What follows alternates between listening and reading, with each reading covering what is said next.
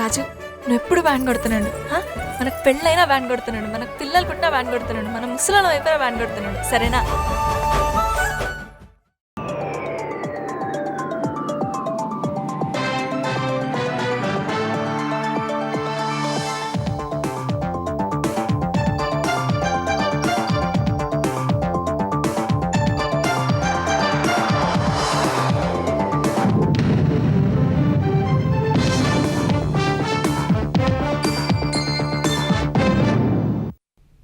నమస్కారం. ఈటీవీ న్యూస్కు స్వాగతం. ముఖ్యాంశాలు. బాలీవుడ్ హీమ్యాన్ ధర్మేంద్ర కన్నుమూత. ముంబైలోని పవన్ హన్స్ శ్మశాన వాటికలో నిరాడంబరంగా అంత్యక్రియలు.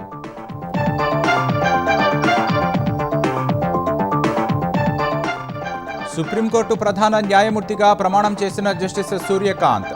హాజరైన ఉపరాష్ట్రపతి, ప్రధాని, కేంద్ర మంత్రులు.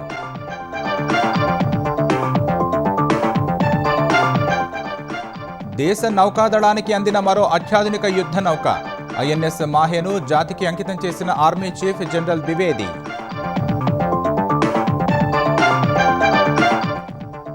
అయోధ్యలో రేపు ఆవిష్కృతం కానున్న మరో అపూర్వ ఘట్టం. రామ్లల్లా మందిరంపై ధ్వజారోహణం చేయనున్న ప్రధాని.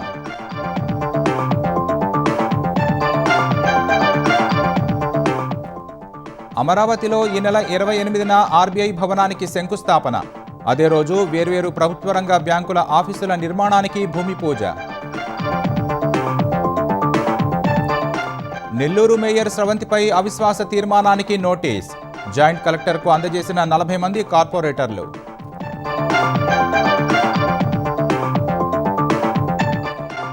బీఆర్ఎస్ హయాంలో చేసిన అప్పుల వల్లే హామీల అమల్లో జాప్యం. ఆదిలాబాద్ జిల్లాలో ఇందిరమ్మ గృహప్రవేశాల తర్వాత మంత్రి జూపల్లి ఆరోపణ.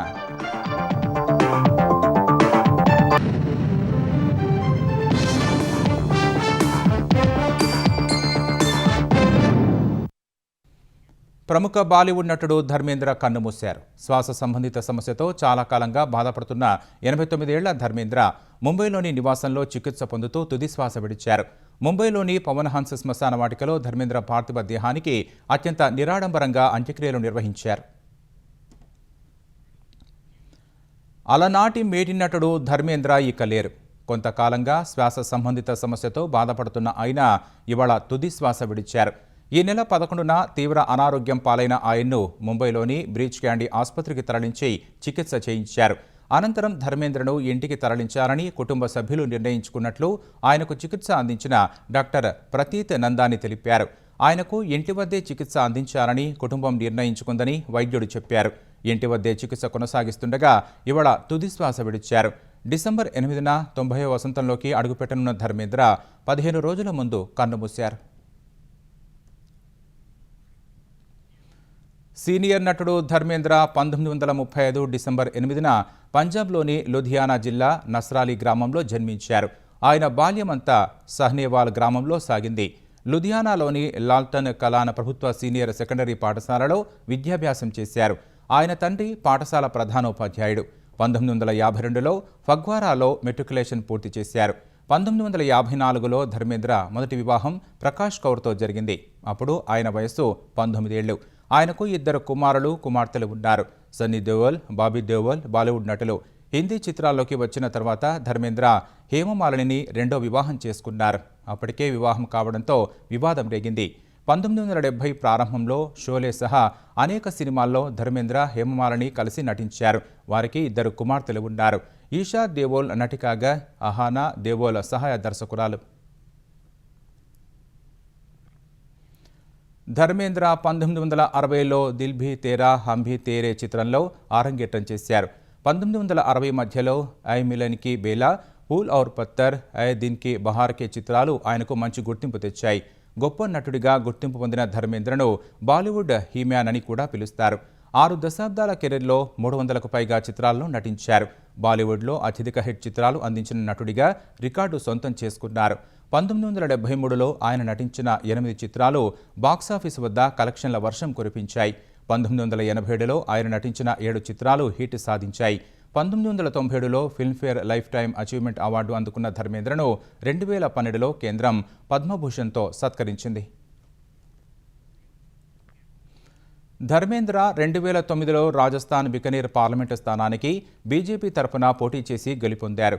ఈ మధ్యాహ్నం ముంబైలోని పవన్ హన్స్ శ్మశాన వాటికలో ధర్మేంద్ర పార్థివ దేహానికి అత్యంత నిరాడంబరంగా అంత్యక్రియలు నిర్వహించారు. ఈ కార్యక్రమానికి బాలీవుడ్ నుంచి అమితాబ్ బచ్చన్, అభిషేక్ బచ్చన్, సల్మాన్ ఖాన్, పలువురు నిర్మాతలు హాజరయ్యారు. ధర్మేంద్ర మృతి సినీ రంగానికి తీరని లోటని రాష్ట్రపతి ద్రౌపది ముర్ము విచారం వ్యక్తం చేశారు. అద్భుతమైన నటనా కౌశలంతో ధర్మేంద్ర భారతీయ సినీ రంగంపై చెరగని ముద్ర వేశారని అభిప్రాయపడ్డారు. దేశ సినీ చరిత్రలో మహోన్నత వ్యక్తిగా గెలుపొందారని ద్రౌపది ముర్ము పేర్కొన్నారు. ధర్మేంద్ర మృతిపై ప్రధాని నరేంద్ర మోదీ ప్రగాఢ సంతాపం తెలిపారు. ధర్మేంద్ర మరణంతో భారతీయ సినిమా రంగంలో ఒక శకం ముగిసిందన్నారు. విలక్షణమైన పాత్రలను పోషించిన ధర్మేంద్ర అసంఖ్యాకమైన అభిమానులను సొంతం చేసుకున్నారని ప్రధాని గుర్తు చేశారు. నటించిన ప్రతి పాత్రలో ధర్మేంద్ర జీవించారని పేర్కొన్నారు. సినిమా స్వర్ణయుగంలో వెలుగొందిన అద్భుత తార మరణంపై మహారాష్ట్ర సీఎం దేవేంద్ర ఫడ్నవీస్ విచారం వ్యక్తం చేశారు. బాలీవుడ్ హీమ్యాన్గా పేరు తెచ్చుకున్న ధర్మేంద్ర అభిమానుల జ్ఞాపకాల్లో ఎప్పటికీ నిలిచి ఉంటారని తెలిపారు. ధర్మేంద్ర మంచి నటుడు మాత్రమే కాకుండా ఉన్నతమైన వ్యక్తిత్వం కలిగిన వ్యక్తి అని కేంద్ర మంత్రి నితిన్ గడ్కరీ అభిప్రాయపడ్డారు. సుప్రీంకోర్టు 53వ ప్రధాన న్యాయమూర్తిగా జస్టిస్ సూర్యకాంత్ ప్రమాణం చేశారు. రాష్ట్రపతి భవన్లో నిర్వహించిన కార్యక్రమంలో ఉదయం 10 గంటలకు జస్టిస్ సూర్యకాంత్తో రాష్ట్రపతి ద్రౌపది ముర్ము ప్రమాణం చేయించారు. సీజీఐగా బాధ్యతలు చేపట్టిన తొలి హర్యానా వాసిగా రికార్డు నెలకొల్పిన జస్టిస్ సూర్యకాంత్ 2027 ఫిబ్రవరి 9 వరకు పదవిలో కొనసాగనున్నారు.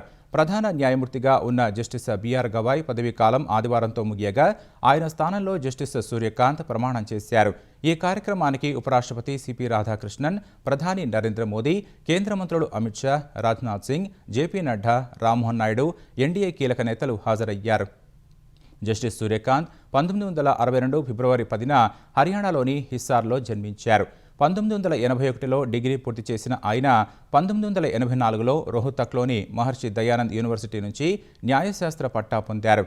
అదే ఏడాది హిస్సార్ జిల్లా కోర్టులో న్యాయవాదిగా సాధన ప్రారంభించిన ఆయన 1985లో పంజాబ్, హర్యానా హైకోర్టుకు మారారు. 2004 జనవరి 9న పంజాబ్, హర్యానా హైకోర్టు న్యాయమూర్తిగా నియమితులైన ఆయన 2019 మే 24న సుప్రీంకోర్టు న్యాయమూర్తిగా పదోన్నతి పొందారు. ఈ కాలంలో వివిధ ధర్మాసనాల్లో పనిచేసిన జస్టిస్ సూర్యకాంత్ ఆర్టికల్ 370 రద్దు, బీహార్ ఓటర్ల జాబితా సవరణ, పెగాసస్ కేసు సహా పలు కీలక తీర్పుల్లో భాగస్వాములయ్యారు. నౌకాదళంలో మరో అత్యాధునిక యుద్ధనౌక చేరింది. తొలి యాంటీ సబ్మెరైన్ వార్షెడ్ shallow water craft INS Mahe నేవీకి అందుబాటులోకి వచ్చింది. యుద్ధ సమర్థతను మరింత పెంచే ఐఎన్ఎస్ మాహేను army chief general Upendra Dwivedi జాతికి అంకితం చేశారు. ఆత్మనిర్భర్ భారత్లో భాగంగా 80% స్వదేశీ పరిజ్ఞానంతో ఐఎన్ఎస్ మాహేను అభివృద్ధి చేయగా శత్రు జలాంతర్గాములను వేటాడటం, తీర ప్రాంతంలో గస్తీ కాయడంలో ఇది కీలకంగా పనిచేయనుంది. భారత నౌకాదళం అమ్ముల పొదిలో మరో అస్త్రం చేరింది. తొలి anti submarine warfare shallow ASWS water craft INS Mahe నౌకాదళంలో చేరింది. ముంబైలోని నేవల్ డాక్ యార్డులో జరిగిన కార్యక్రమంలో army chief general Upendra Dwivedi INS మాహేను నేవీకి అప్పగించారు. కొచ్చిన్ షిప్ యార్డ్లో నిర్మించిన ఐఎన్ఎస్ మాహేలో 80% స్వదేశీ సాంకేతికతను వినియోగించారు. ఈ యుద్ధ నౌక పొడవు 78 మీటర్లు కాగా సముద్ర జలాల్లో వేగంగా, స్థిరంగా కదలగలదు. ఈ నౌక గంటకు 25 నాటికల్ల మైళ్ల వేగంతో వెళ్లగలదు. ఫలితంగా వేగంగా చేపట్టే రెస్క్యూ ఆపరేషన్లలో ఇది కీలకంగా పనిచేస్తుంది. ఈ నౌకలో మొత్తం 57 మంది సిబ్బంది పనిచేస్తారు. సైలెంట్ హంటర్ గా పిలిచే ఈ నౌక పశ్చిమ సీబోర్డు ఆధీనంలో కార్యకలాపాలు సాగించనుంది. మలబార్ తీరంలోని చారిత్రక పట్టణం మాహే పేరును ఈ నౌకకు పెట్టారు. దీని పైభాగంలో ఉరిమి అనే ఆయుధాన్ని ఏర్పాటు చేశారు. ఇది కలరిపయట్టులో ఉపయోగించే పొడవైన సన్నని కత్తి. చురుకుదనం, ఖచ్చితత్వం, యుద్ధ సమర్థతను సూచిస్తుంది. ఈ నౌక రాకతో సముద్ర తీరాలపై భారత ఆధిపత్యం మరింత పటిష్టం కానుంది. జలాంతర్గాములను వేటాడేందుకు తీర ప్రాంతంలో గస్తీ నిర్వహించేలా ఐఎన్ఎస్ మాహేను అధునాతన సామర్థ్యాలతో నిర్మించారు. సముద్ర గర్భంలో నిఘాతో పాటు రెస్క్యూ మిషన్లలోనూ ఈ జలాంతర్గామి పాల్గొననుంది.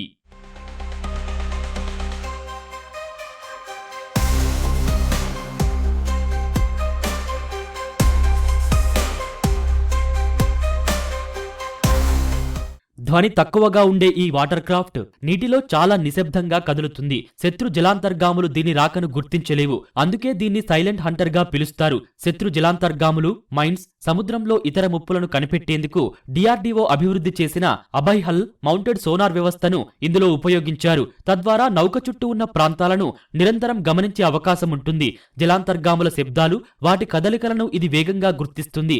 ఇందులోని లో ఫ్రీక్వెన్సీ వేరియబుల్ డెప్త్ సోనార్ వ్యవస్థ సాయంతో సముద్రంలో చాలా లోపలి వరకు నిఘా పెట్టే అవకాశం ఉంది. ఈ నౌక నుంచి ఓ కేబుల్ విడిపోయి సముద్ర గర్భంలో శత్రుముప్పును పసిగడుతూ ఉంటుంది. ఐఎన్ఎస్ మాహేలో IRL anti submarine rocket launcher, 30 mm naval surface gun, advanced triple light weight torpedo launcher, anti submarine mines, 12.7 mm remote control gun వంటి ఆయుధ వ్యవస్థలు ఉన్నాయి. తక్కువ లోతు ఉండే ప్రాంతాల్లో ఇది చాలా సమర్థంగా పనిచేస్తుంది. ఆంధ్రప్రదేశ్ రాజధాని అమరావతిలో ఈ నెల 28న రిజర్వ్ బ్యాంక్ ఆఫ్ ఇండియా సహా 25 ప్రైవేటు, ప్రభుత్వ రంగ బ్యాంకుల కార్యాలయాలు, సంస్థలకు శంకుస్థాపన జరగనుంది. కేంద్ర ఆర్థిక మంత్రి నిర్మలా సీతారామన్, సీఎం చంద్రబాబు, మంత్రులు, అధికారులు ఈ కార్యక్రమానికి హాజరు కానున్నారు. సిఆర్డీఏ ప్రధాన కార్యాలయ ప్రాంగణంలో నిర్మించిన పురపాలక శాఖ భవనం వేదికగా వర్చువల్గా శంకుస్థాపనలు చేసేలా ఏర్పాట్లు చేస్తున్నారు. లింగాయపాలెం, ఉద్దండరాయునిపాలెం, రాయపూడి, వెలగపూడి, నీలపాడు, ఐనవోలు పరిధిలో ఆయా సంస్థలు, బ్యాంకులు ఏర్పాటు కానున్నాయి. అక్టోబర్ నెలలోనే ఈ కార్యక్రమం జరగాల్సి ఉన్న మొంతా తుఫాను కారణంగా వాయిదా పడింది. ఆర్బీఐ, ఆదాయ పన్ను శాఖ, SBI, union bank of India, IDBI, SIC, new India assurance company limited, Canara bank, AP cooperative bank, bank of Baroda, Indian bank, national bank of agriculture and rural development, Andhra Pradesh గ్రామీణ bank, central bank of India, bank of India, Punjab national bank, Indian overseas bank, coastal area bank, IDBI, AP cooperative బ్యాంకులు తమ కార్యాలయాలను ఏర్పాటు చేయనున్నాయి. ఉప ముఖ్యమంత్రి పవన్ కళ్యాణ్ ఏలూరు జిల్లా కొయ్యలగూడెం, ద్వారకా, తిరుమల మండలాల్లో పర్యటించారు.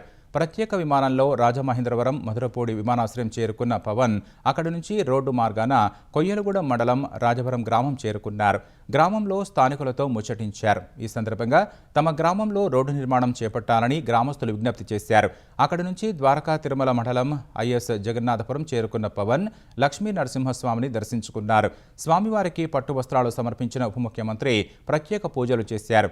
ఆలయ ఆవరణలో వివిధ అభివృద్ధి కార్యక్రమాలకు సంబంధించిన శిలాఫలకాలను మంత్రి నాదెళ్ల మనోహర్తో కలిసి ఆవిష్కరించారు. 7.2 కోట్లతో చేపట్టనున్న జగన్నాథపురం సుందరగిరి రహదారి, ఆలయ ప్రదక్షిణ మండపం నిర్మాణ పనులను ప్రారంభించారు. అనంతరం ఐఎస్ జగన్నాథపురం చేరుకున్న ఆయన ఇటీవల చేపట్టిన మ్యాజిక్ డ్రైన్ల నిర్మాణాలను పరిశీలించారు. పవన్ కళ్యాణ్ చూసేందుకు అభిమానులు, కార్యకర్తలు, గ్రామస్తులు పెద్ద ఎత్తున తరలివచ్చారు. వారికి పవన్ అభివాదం చేశారు. 10 ఏళ్ల భారాసా పాలనలో చేసిన అప్పుల వల్లే తాము ఇచ్చిన హామీల అమలు కొంత ఆలస్యమవుతోందని ఉమ్మడి ఆదిలాబాద్ జిల్లా ఇన్ఛార్జ్ మంత్రి జూపల్లి కృష్ణారావు అన్నారు. ప్రతిపక్ష భారాస తమ ప్రభుత్వంపై అవాస్తవ ప్రచారం చేస్తోందని మండిపడ్డారు. ఆదిలాబాద్ జిల్లా అనుకుంటలో ఇందిరమ్మ గృహాల ప్రవేశ కార్యక్రమానికి మంత్రి జూపల్లి హాజరయ్యారు. ఎంపీ గోడం నగేష్, ఎమ్మెల్యే పాయల్ శంకర్తో కలిసి గృహప్రవేశం చేసిన దంపతులకు వస్త్రాలు అందించారు. అనంతరం దివ్యాంగుల భవనాన్ని ఆయన ప్రారంభించారు. బాకీ కార్డు పేరుతో బీఆర్ఎస్ చేస్తున్న విమర్శలను మంత్రి జూపల్లి తిప్పికొట్టే ప్రయత్నం చేశారు. గడిచిన 10 సంవత్సరాల్లో గొప్పగా పరిపాలన చేసిన చెప్తున్న కేసీఆర్ పరిపాలనలో ఈ 65,000 కోట్ల అప్పు 8 లక్షల కోట్ల అప్పు గౌరవ ముఖ్యమంత్రి రేవంత్ రెడ్డి గారి నాయకత్వంలో కడుతున్న వడ్డీ నెలకు 6,500 కోట్ల రూపాయలు. మరి ఇది ఆలస్యం కావడం కారణం రేవంత్ రెడ్డి కారణమవుతుందా, గత ప్రభుత్వం కారణమవుతుందా? మీ బాకీ కార్డు ఎన్ని సంవత్సరాలది? 10 సంవత్సరాల బాకీ కార్డు. మళ్ళా 8 లక్షల కోట్ల హామీలు అమలు చేసిందా? ఇదే డబుల్ బెడ్రూమ్ ఇల్లు, దళితులకు 3 ఎకరాల భూమి, నిరుద్యోగ యువతకు 3,000 రూపాయల నిరుద్యోగ వృత్తి, ఇట్లాంటి చాలా ఉన్నాయి. ఇవన్నీ చేయలే కదా. మీ బాకీ కార్డు, మీ హామీలు అమలు మీకు అవకాశం రాదు. ఇంకా మాకు 3 సంవత్సరాలు, మళ్ళీ వచ్చే 5 సంవత్సరాలు మేమే ఉంటాం మీ అందరి ఆశీర్వాదం వల్ల. అంటే ఇంత ఆర్థిక ఇబ్బంది ఉన్న కాడ కొన్ని సమస్యలు ఆలస్యమైతే ఉన్నాయి. ప్రజల ఆశీర్వాదాలతో తెలంగాణ ప్రభుత్వం ముందుకు వెళుతోందని ఐటీ పరిశ్రమల శాఖ మంత్రి దుద్దిళ్ల శ్రీధర్బాబు తెలిపారు. పెద్దపల్లి జిల్లా మంథెనలో పర్యటించిన ఆయన ప్రభుత్వ వైద్యశాలలో 12 లక్షలతో ఏర్పాటు చేసిన స్కానింగ్ మిషన్, 2 లక్షలతో ఏర్పాటు చేసిన ఆర్ఓ వాటర్ ప్లాంట్ నూతన గదులను ప్రారంభించారు. ఎక్లాస్పూర్ గ్రామ రైతు వేదికలో మహిళలకు ఉచిత శిక్షణ కేంద్రాలను ప్రారంభించారు.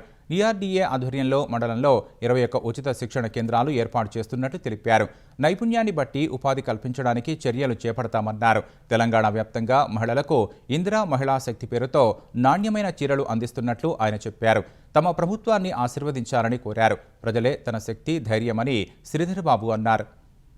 గ్రామీణ ప్రాంతంలో ఇన్ఫ్రాస్ట్రక్చర్ ఏర్పాటు చేసుకున్నప్పటికీ డాక్టర్స్ పరంగా కొరత ఉన్నమాట వాస్తవం. దాన్ని పూరించే క్రమంలో 2 సంవత్సరాల కాలయంలో అనేక మందిని రిక్రూట్ చేయడం జరిగింది. ఈరోజు మంతెని ఆసుపత్రికి సంబంధించి కలెక్టర్ గారు నిర్ణయం తీసుకొని నిరంతరం ఇక్కడ ఒక లేడీ డాక్టర్ గైనకాలజిస్ట్ని ప్రతిరోజు ఒకరిని డిప్యూట్ చేసి మహిళా సోదరిమణులకు కూడా ఇక్కడ ఇబ్బంది రాకుండా ఉండే ప్రయత్నం చేస్తూ ఉన్నాం.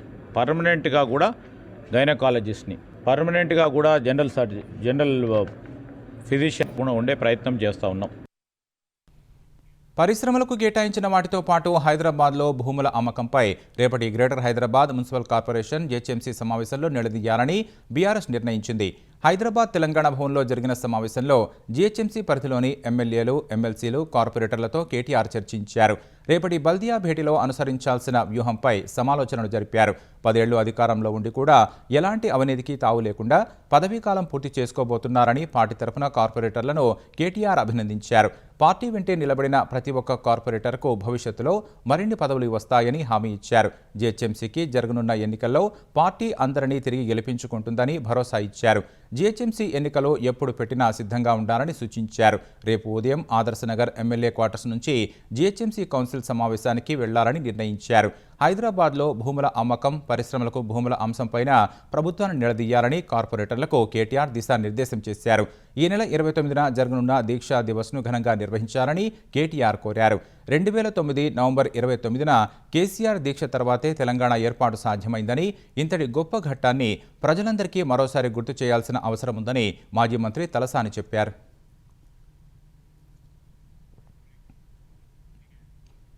జూబ్లీహిల్స్ ఉప ఎన్నికలో కాంగ్రెస్ నుంచి గెలిచిన నవీన్ యాదవ్ ఈ నెల 26న ఎమ్మెల్యేగా ప్రమాణ స్వీకారం చేయనున్నారు.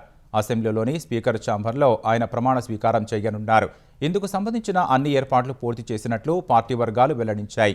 మాగంటి గోపీనాథ్ మృతితో జూబ్లీహిల్స్ ఉప ఎన్నికలు అనివార్యం కాగా అందులో కాంగ్రెస్ తరపున నవీన్ యాదవ్ విజయం సాధించారు. నెల్లూరు నగర మేయర్ స్రవంతి తమకు వద్దంటూ కార్పొరేటర్లు అవిశ్వాస తీర్మానానికి నోటీసు ఇచ్చారు. స్రవంతికి వ్యతిరేకంగా దాదాపు 40 మంది కార్పొరేటర్లు జాయింట్ కలెక్టర్ నరసింహులను కలిసి నోటీసు అందజేశారు. నెల్లూరు అభివృద్ధి కోసమే తాము అవిశ్వాసం పెట్టినట్లు నోటీసు ఇచ్చిన తర్వాత డిప్యూటీ మేయర్ రమేష్ తెలిపారు. గిరిజన మహిళా స్రవంతిని అందరం కలిసి గెలిపించామని, కానీ ఆమె భర్త జయవర్ధన్ షాడో మేయర్గా అధికారం చెలాయించారని ఆరోపించారు. వారి పాలనలో అవినీతి, అక్రమాలు పెరిగాయని, మిగిలిన ఏడాది కాలంలోనైనా అభివృద్ధి జరగాలంటే కొత్త మేయర్ను ఎంపిక చేయాలని కోరారు. స్రవంతిపై అవిశ్వాస తీర్మానానికి నోటీసు ఇచ్చిన 40 మంది కార్పొరేటర్లు నిన్ననే పురపాలక శాఖ మంత్రి నారాయణను కలిసి మేయర్ స్రవంతిపై అవిశ్వాసం ప్రకటిస్తూ పత్రాలపై సంతకాలు చేశారు. ఆ తీర్మాన ప్రతిని ఇవాళ జాయింట్ కలెక్టర్కు అందజేశారు. గత ఎన్నికల్లో నెల్లూరు మేయర్ పీఠం వైసీపీ గెలుచుకుంది. 2024 సార్వత్రిక ఎన్నికలకు ముందు ప్రస్తుత Nellore rural MLA Kotamreddy Sridhar Reddy YCP నుంచి టీడీపీలో చేరగా మేయర్ సహా వైసీపీ కార్పొరేటర్లు ఆయన వెంట నడిచారు. కూటమి ప్రభుత్వం వచ్చాక నెల్లూరు పరిధిలోని కార్పొరేటర్లు మంత్రి నారాయణ వెంట వచ్చారు. అయితే మారిన రాజకీయాలతో 43 మంది కార్పొరేటర్లు స్రవంతి మాకొద్దంటూ అవిశ్వాసం పెట్టారు. ఆంధ్రప్రదేశ్ వ్యాప్తంగా 5,000 మినీ అంగన్వాడీలను అంగన్వాడీ కేంద్రాలుగా మార్పు చేస్తున్నట్లు ఏపీ మహిళా శిశు సంక్షేమ శాఖ మంత్రి ఉమ్మడి సంధ్యారాణి తెలిపారు. పార్వతీపురం మన్యం జిల్లాలో 217 మందికి అంగన్వాడీ టీచర్లుగా పదోన్నతి ఇస్తున్నట్లు చెప్పారు. అంగన్వాడీల కళ్లల్లో ఆనందం నింపిన ముఖ్యమంత్రి చంద్రబాబుకు ఆమె ధన్యవాదాలు తెలిపారు. పిల్లల పోషణ, ఆరోగ్యం, ప్రీ స్కూల్ ఎడ్యుకేషన్ సేవలను మరింత బలోపేతం చేయాలని అధికారులకు సూచించారు. అంగన్వాడీ కేంద్రాలను పిల్లలకు పూర్తి సురక్షితమైన ప్రదేశంగా తల్లిదండ్రులు నమ్ముతున్నారని మంత్రి సంధ్యారాణి వివరించారు. వారికి సరైన పోషకాహారం అందించడంలో ఎలాంటి రాజీ లేదని వెల్లడించారు. పిల్లలను ఆరోగ్యంగా, క్షేమంగా ఇంటికి పంపే బాధ్యత అంగన్వాడీలదే అని స్పష్టం చేశారు. ప్రభుత్వ నిధుల దుర్వినియోగం కేసులో ఐపీఎస్ అధికారి ఎన్ సంజయ్కి Vijayawada ACB court remand December 8 వరకు పొడిగించింది. గతంలో అగ్నిమాపక శాఖ చీఫ్గా పనిచేసిన సమయంలో ఎన్ఓసీల జారీలో అవకతవకలకు పాల్పడ్డారని సంజయ్పై ఆరోపణలు ఉన్నాయి. ఈ కేసులో A1 సంజయ్ను అరెస్టు చేశారు. విజయవాడ కోర్టులో రిమాండ్ ఖైదీగా ఉన్న ఆయన జ్యుడిషియల్ రిమాండ్ ఇవాళ ముగియనుండగా పోలీసులు కోర్టులో హాజరుపరిచారు. ఏసీబీ కోర్టు జడ్జి రిమాండ్ గడువు పొడిగిస్తూ ఆదేశాలు జారీ చేశారు. విజయవాడ పోలీసులు అరెస్టు చేసిన 4 మావోయిస్టులను కస్టడీకి కోరుతూ 6వ అదనపు జిల్లా మేజిస్ట్రేట్ కోర్టులో పడమట పోలీసులు పిటిషన్ వేశారు. అరెస్టు చేసిన మావోయిస్టులను రిమాండ్పై నెల్లూరు జైలుకు తరలించారు. అందులో 4 కస్టడీకి తీసుకుని ప్రశ్నించేందుకు పోలీసులు పిటిషన్ వేశారు. ఈ 4 ఛత్తీస్గఢ్ కుంట జిల్లా పాలమడుగు గ్రామస్తులు భీమా అలియాస్ రంగు, అతని భార్య మంగి, డివిజనల్ కమిటీ సభ్యులు లక్ష్మ, చిన్మయ్ అలియాస్ మనీలాలను పడమట పోలీసులు కస్టడీ కోరారు. పల్నాడు జిల్లా నరసరావుపేటలో ఎస్ఆర్కేటీ కాలనీ వద్ద ఈ ఉదయం షేక్ బాజీ అనే వ్యక్తి హత్యకు గురయ్యాడు. గుర్తులేని మహిళ ఒక యువకుడు కత్తితో పొడిచి హత్య చేసి పరారైనట్లు స్థానికులు చెబుతున్నారు. నరసరావుపేటలోని కొండలరావుపేటకు చెందిన షేక్ బాజీ ఉదయం ద్విచక్ర వాహనంపై వెడుతుండగా ఈ ఘటన జరిగినట్లు సమాచారం. స్థానికులు బాజీని లింగంగుంట్ల ప్రభుత్వ వైద్యశాలకు తరలించగా చికిత్స పొందుతూ మృతి చెందాడు. నరసరావుపేట గ్రామీణ పోలీసులు కేసు నమోదు చేశారు. ఒక హోటల్లో పనిచేసిన షేక్ బాజీ యజమాని వద్ద డబ్బులు తీసుకున్నాడని అతని భార్య తెలిపింది. డబ్బులు తిరిగివ్వమని యజమాని ఒత్తిడి చేశాడని, లేదంటే హోటల్లో ఉదయం 6 నుంచి రాత్రి 11 వరకు పని చేయాలని డిమాండ్ చేసినట్లు ఆమె ఆరోపించింది. అందుకు అంగీకరించని షేక్ బాజీ కొత్తగా టిఫిన్ బండి పెట్టాడని ఆమె వివరించింది. అందుకే హోటల్ యజమాని తన భర్తను హత్య చేయించినట్లు తెలిపింది. 30,000 పెట్టి సెల్ కొనుక్కున్నాడు. ఆ సెల్ తీసుకొని 2 దెబ్బలు కొట్టి కోపం వస్తే పోవాలా? పొడవాలయ్యా. 40,000 పొడిస్తే వస్తాయా? సస్తే వస్తాయా? ఈ పిల్లలకి ఏం చేయాలా? నేను బుడ్డ పిల్లయ్యా, 3 సంవత్సరాల పిల్ల, నేనేం చేయాలయ్యా? అది చదువుకుని పెళ్లి చేశాడయ్యా. మా పెళ్ళయి 8 ఏళ్ళు వచ్చానే మైత్రి హోటల్లో పని చేస్తానని చెప్పి ఆయనతో మాట్లాడింది. ఫోన్ పాడైంది మా ఆయనది. ఫోన్ ఇప్పిస్తావా అని అంటే ఇప్పిస్తాను బాజీ అన్నాడంట. ఇప్పించాడు. తర్వాత మా అమ్మాయి పుట్టిన కాడ నుండి పుట్టింటికి తీపిలేదు. అప్పుడు ఎంత తీసుకున్నాడు? 20,000 తీసుకున్నాడంట. నువ్వు పొద్దున్న 4ంటికి వచ్చి రాత్రి 11, 12ంటికి వెళ్ళాలా ఇంటికి అని చెప్పి అన్నాడంట. ఆ టైం అయితే నాకు కుదరదన్నా అని చెప్తే అంటే ఇంకా టైం వీళ్ళకి ఏమొచ్చిందో ఏమో దేవుడు ఎరగాలని మాకు తెలియదు. రాగానే వాళ్ళు దాక్కొని ఎమ్మటే స్పాట్లో లేపేశారు. ఆరిఫ్ అండి అతని పేరు. వాళ్ళ మనుషుల్ని పెట్టి అని చేయించారు. హైదరాబాద్ రాజేంద్రనగర్లో నకిలీ సర్టిఫికెట్ల తయారీ ముఠా గుట్టును సైబరాబాద్ ఎస్ఓటీ పోలీసులు రట్టు చేశారు. నెక్నాంపూర్ వద్ద నకిలీ సర్టిఫికెట్లు విక్రయిస్తుండగా పట్టుకుని నార్సింగి పోలీసులకు అప్పగించారు. SRM university, Bengaluru city university పేరుతో పలు డిగ్రీ, బోనఫైడ్, స్టడీ, బీటెక్ సర్టిఫికెట్లను తయారు చేసి విక్రయిస్తున్నట్లు గుర్తించారు. 5గురిని అరెస్టు చేసి రిమాండ్కు తరలించారు. ఒక్కో సర్టిఫికెట్ను 1,00,000 నుంచి 1,50,000కు అమ్ముతున్నట్లు పోలీసులు గుర్తించారు. కామారెడ్డి జిల్లా నిజాంసాగర్ మండలం మాంగ్డి గ్రామం సమీపంలో చిరుత సంచారం స్థానికులకు ఆందోళన కలిగిస్తోంది. రాత్రివేళ రోడ్డు దాటుతున్న చిరుతను అటుగా వెళ్లే వాహనదారులు గమనించారు. ఆ దృశ్యాలను సెల్ఫోన్లో చిత్రీకరించి అటవీశాఖ అధికారులు స్థానికులకు అప్రమత్తం చేశారు. చిరుత సంచారంతో భయాందోళనకు గురవుతున్న గ్రామస్తులు వెంటనే దాన్ని బంధించాలని కోరుతున్నారు. అయోధ్యలో మరో అద్భుత ఘట్టం ఆవిష్కృతం కానుంది. దశాబ్దాలుగా వేచి చూస్తున్న రామాలయం ధ్వజారోహణ రేపు జరగనుంది. ఏళ్ల తరబడి జరుగుతున్న ఆలయ నిర్మాణం పూర్తయినట్లు తెలిపేలా రామ్లల్లా మందిరంపై కాషాయ ధ్వజాన్ని ప్రధాని నరేంద్ర మోదీ రేపు ఎగురవేయనున్నారు. ఈ వేడుకకు సన్నాహాలు పూర్తయ్యాయి. రామ్లల్లా ఆలయంపై ఎగరనున్న కాషాయ ధ్వజంపై ఓం, సూర్యుడు, కోవిదర చెట్టు చిహ్నాలు ఉండనున్నాయి. ఈ వేడుక కోసం సుమారు 100 టన్నుల రకరకాల పూలతో ఆలయాన్ని, నగరంలోని మార్గాలను అలంకరిస్తున్నారు. దాదాపు 7,000 మంది ప్రత్యేక అతిథులు ఈ అపూర్వ ఘట్టానికి హాజరవుతారని తెలుస్తోంది. ఇప్పటికే పలువురు ప్రముఖులు అక్కడికి చేరుకోగా భక్తులు భారీగా తరలివెడుతున్నారు. 2024 జనవరి 22న జరిగిన రామ్లల్లా ప్రాణప్రతిష్ఠ వేడుకతో పోల్చితే ఈసారి అతిథుల సంఖ్యను తగ్గించినట్లు రామాలయ ట్రస్ట్ ప్రధాన కార్యదర్శి చంపత్ రాయ్ తెలిపారు. ఈ అద్భుత ఘట్టానికి ఆహ్వానించిన వారిలో 500 మందికి పైగా ఉత్తరప్రదేశ్కు చెందిన సాధువులు ఉన్నట్లు వెల్లడించారు. ఈ వేడుకకు అధికార యంత్రాంగం పటిష్ట భద్రతా ఏర్పాట్లు చేసింది. బాంబ్ స్క్వాడ్, డాగ్ స్క్వాడ్తో ముమ్మరంగా తనిఖీలు చేస్తున్నారు. పాకిస్తాన్ పెషావర్లోని ఫ్రంటియర్ కోర్ ప్రధాన కార్యాలయం గేటు వద్ద ఆత్మాహుతి దాడికి పాల్పడ్డాడు. ఆ వెంటనే మరో 2 ఉగ్రవాదులు లోపలకు ప్రవేశించేందుకు వృధా ఖర్చులను తగ్గించడం ప్రభుత్వ వ్యవస్థలో సమూల మార్పులే లక్ష్యంగా అమెరికా ప్రభుత్వం ఏర్పాటు చేసిన department of government efficiency DOGE మూతపడనుంది. ఈ మేరకు అమెరికా ప్రభుత్వం ప్రకటన చేసింది. తన లక్ష్యాలను అమెరికా 250వ స్వాతంత్ర దినోత్సవం 2026 జూలై 4వ తేదీలోపు సాధిస్తుందని డోజ్ ఏర్పాటు చేసినప్పుడు అమెరికా అధ్యక్షుడు ట్రంప్ తెలిపారు. అయితే దాని గడువు కంటే 8 నెలల ముందే డోజ్ను మూసివేయడం గమనార్హం. స్పేస్ ఎక్స్ అధినేత ఎలాన్ మస్క్, భారత సంతతికి చెందిన పారిశ్రామికవేత్త వివేక రామస్వామి సారథులుగా ఏర్పడిన డోజ్ ప్రభుత్వ వ్యవస్థలో సమూల మార్పులు, శాఖల్లో వృధా ఖర్చులు తగ్గించడమే లక్ష్యంగా పనిచేసింది. అందులో భాగంగా వేలాది మందిని ఉద్యోగాల నుంచి తొలగించింది. అనంతరం రామస్వామి డోజ్ నుంచి వైదొలగగా ట్రంప్ సర్కార్ను ఎలాన్ మస్క్ వెనకుండి నడిపిస్తున్నారని ఆరోపణలు వచ్చాయి. ఈ ఏడాది మే నెలలో ట్రంప్ తీసుకువచ్చిన బిగ్ బ్యూటిఫుల్ బిల్ను మస్క్ వ్యతిరేకించగా ట్రంప్తో ఆయనకు విభేదాలు తలెత్తాయి. తర్వాత ట్రంప్ కార్యవర్గం నుంచి మస్క్ వైదొలిగారు. ఎలాన్ మస్క్ వైదొలిగిన తర్వాత డోజు పనితీరు మందగించినట్లు సంబంధిత వర్గాలు తెలిపాయి.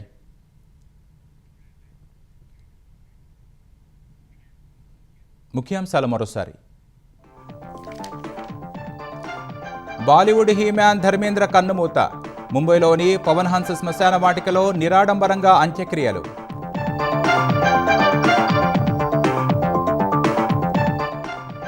సుప్రీంకోర్టు ప్రధాన న్యాయమూర్తిగా ప్రమాణం చేసిన జస్టిస్ సూర్యకాంత్. హాజరైన ఉపరాష్ట్రపతి, ప్రధాని, కేంద్ర మంత్రులు.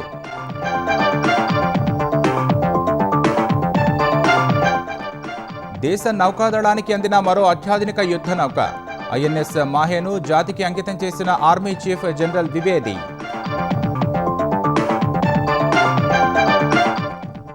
అయోధ్యలో రేపు ఆవిష్కృతం కానున్న మరో అపూర్వ ఘట్టం. రామ్లల్లా మందిరంపై ధ్వజారోహణం చేయనున్న ప్రధాని.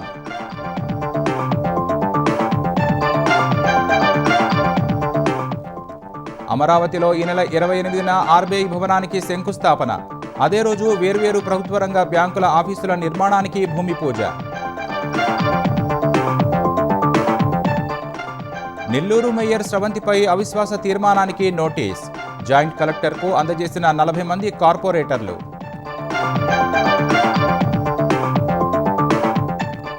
బీఆర్ఎస్ హయాంలో చేసిన అప్పుల వల్లే హామీల అమల్లో జాప్యం. ఆదిలాబాద్ జిల్లాలో ఇందిరమ్మ గృహ ప్రవేశాల తర్వాత మంత్రి జూపల్లి ఆరోపణ.